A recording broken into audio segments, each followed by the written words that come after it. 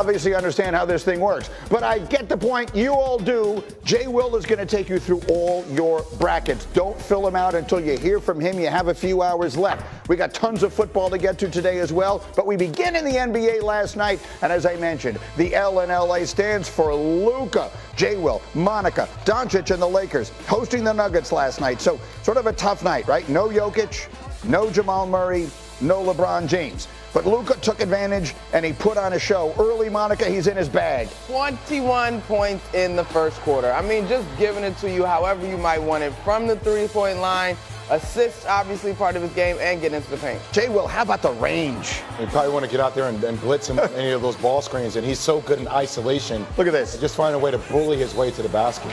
Plus the free throw. Lakers up 14, by the way. Here's more Doncic. As Monica mentioned, he had 21 in the first. That's his highest scoring quarter as a Laker. Second quarter, more from him. Someone tell me how this one, JWill, you tell me how this one goes in from Doncic in the second quarter. Watch this. Oh, give it up. Get it back. Right back.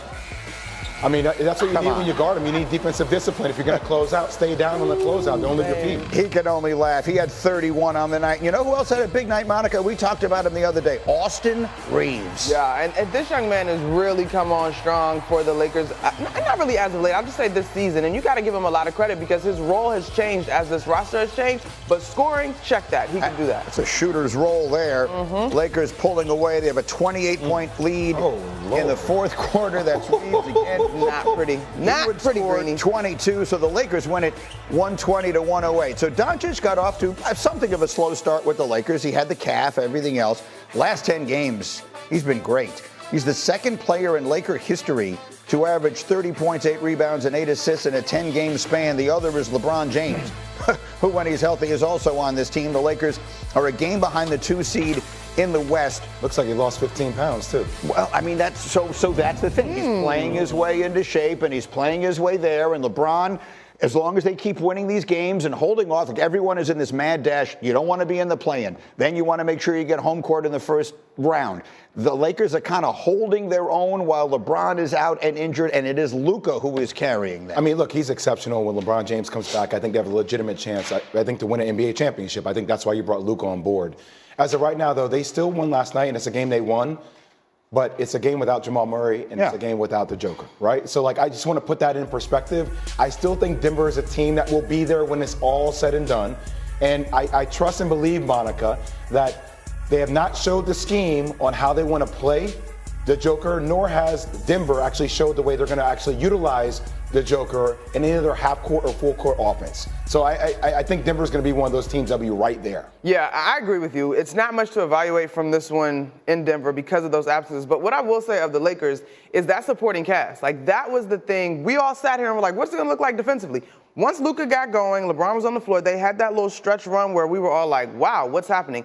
That group, the way that they defend and the way that they run the floor, because LeBron James has made Lakers basketball so easy alongside Luka Doncic, I personally think they should rest him as long as they can. And then when it's time to go, he's got that push for the playoffs. I mean, so long as they keep treading water. That was the big fear, was especially with this condensed schedule they were dealing with, that they would just fall off a cliff and they would need to rush him back. So far, so good. It's not working out. And again, Luka, you watch him play, and again, reliving this just is what it is, and I don't want to, put the people in Dallas through any more of this, than they have to deal with. But just the fact that they traded this guy, he is carrying this team by himself. And I understand if you choose to focus on the things that he's not great at, i.e. defense, and you worry about him being in shape and all that, then I guess you can choose to focus on those things.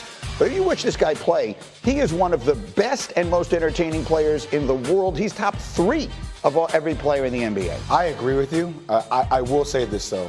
Who you're surrounded with on a day-to-day basis can make an impact in how you play and also how you... Absolutely. They should have surrounded him with those people where he was. Right? To give up on... To trade this guy when he was 25 years old is going to wind up being one of the worst trades in the history of the league. I agree with you. But, you think about the matchup, you don't think so? Why are you making that face? It's contingent on how things pan out in Dallas. I still think if that team can get healthy, they got a real shot. Now, healthy might be a bigger and bigger and loftier goal because, golly, we know how terrible it has been on that side.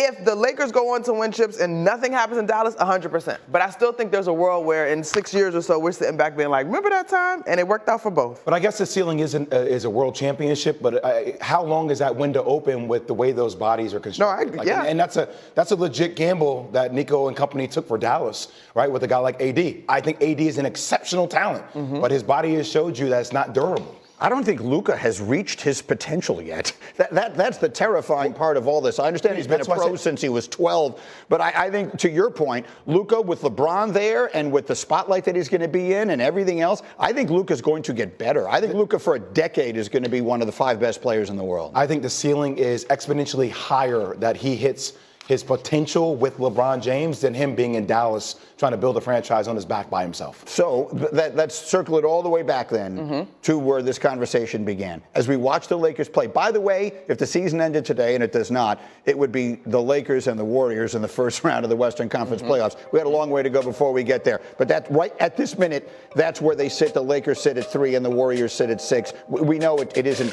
It's going to move around 100 different times in this last month of the season. But right at this minute, I mean, JWill said he thinks the ceiling for this team is the whole thing. Can this team go the whole route when LeBron comes back and he's healthy and Luka's got his thing going? I still got the Thunder coming out of the West. Right. I don't think that there's a better team than the Thunder in the Western Conference. But if you told me LeBron James was able to rest the rest of this season and the seeding played out just right and they went on some sort of heater, would I be shocked? No. But I do think people keep saying experience as if the Thunder did not lose a 1-point game in Game 6 last year to the Mavs. They were right there. So the Thunder's experience, I think, should be respected. No, I think everybody has all this talk about OKC, like, you can lose me with all that talk. Like, defensively, Monica, like, they are legit. They have so many. The Thunder. Yes. Yeah, OKC has so many pieces. They could win a championship, and I actually think they're a better matchup for Boston than the Lakers would be. The Thunder right now are the favorites to win the championship. They're the best team in the league. We'll have more NBA as we go, but right now, I called for your sheets of integrity. Jr. joins us now. He watched the whole thing. Bron missing his 6th straight game since that injury in Boston. But, D, you say this could actually be a blessing in disguise. Why? Well, for a couple reasons. One, I've been concerned with the Lakers' sustainability and that defensive intensity, especially when you look at LeBron and the age and the wear and tear that has come playoff time. Now, what this time off has done, it has forced LeBron to take some time off so that he can be as refreshed as humanly possible for that playoffs. Remember, last time they won a championship, he took months off because of the pandemic and came back in the bubble as a refresh dude. Now, this is not going to be that much amount of time, but it does buy him some time to come back and be the best LeBron he can be. On top of that, this team has now become Luka Doncic's team. They are fitting his profile. The three-point efficiency, the three-point shots, the way they're spreading the floor, and Luka, over the last 10 games, is essentially at 31, 9, and 8. Prime Luka numbers. LeBron is going to walk into a team that knows how to play with Luka and follow his lead to make them prime candidates to make that playoff run. Little over a dozen regular season games left for the Lakers. As David, I want to take you now to the Eastern Conference.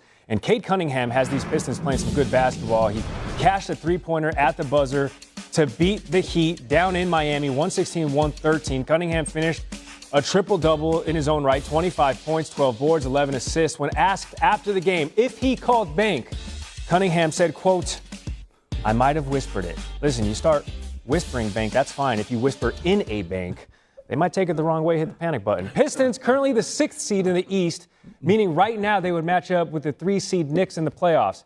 D, can the Pistons beat the Knicks in a best-of-7?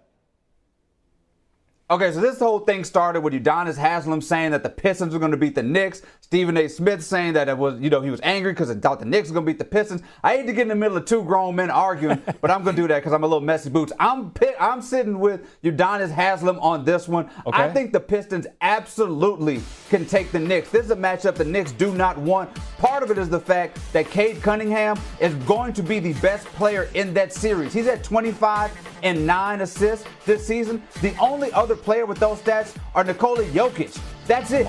You add in the fact that Malik Beasley has turned into prime Klay Thompson off the bench shooting threes. They have the first in defense over the last 6 weeks or so. Asir Thompson is a definite defensive threat and a menace. The Pistons match up well with the Knicks. It is a nightmare scenario for the Knicks to have to play against the Pistons, who have already gone into Madison Square Garden and won. And honestly, Detroit, too young to know any better. They get the Mavs tomorrow before playing 7 of their final 11 games at home. David Dennis Jr. joining the program this morning. D, always a pleasure.